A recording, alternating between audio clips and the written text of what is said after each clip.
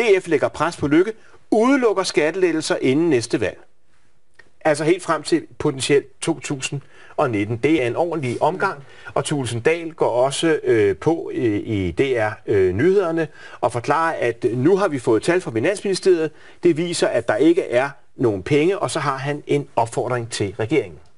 Min opfordring er selvfølgelig, at man så tager konsekvensen af det, fortæller danskerne i rent sprog, hvad det her handler om, at flygtninge og migranter nu koster så meget de kommende år, at den der vision om, at man giver skattelettelser til efteråret, den bliver mindre og mindre.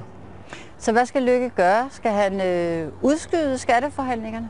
Han kan kalde det, hvad han vil, altså om han kalder det en udskydelse eller en aflysning. Men man må bare sige, at med de nyeste tal, vi har fået fra regeringen om, hvad det kommer til at koste de kommende år, vi taler tocifret milliardbeløb hver det eneste år, det koster med flygtninge og migranter, med den politik, der bliver ført, så er der bare ikke penge til skattelettelser. Så min bøn er selvfølgelig, at man fuldstændig laver om på den flygtningepolitik, vi har, fordi den er med til at gøre, at man suger alle de ressourcer ud, der ellers er at gøre godt med. Og det duer simpelthen ikke, hvis man så oveni, at det koster så meget, så stadigvæk render rundt og tror, eller foregøjler danskerne, at der er plads til skattelettelser. Så synes du i virkeligheden, at han helt skal aflyse tanken om at lave skattelettelser i den her valgperiode?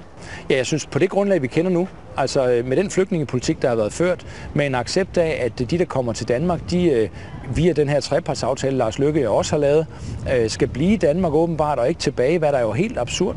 Men det er jo den politik, man har lagt til grund. Så må vi sige, så er man på en retning, der suger så mange ressourcer væk fra det, vi ellers skal bruge penge på i vores velfærdssamfund, at så er der ikke oven i det plads til skattelettelser.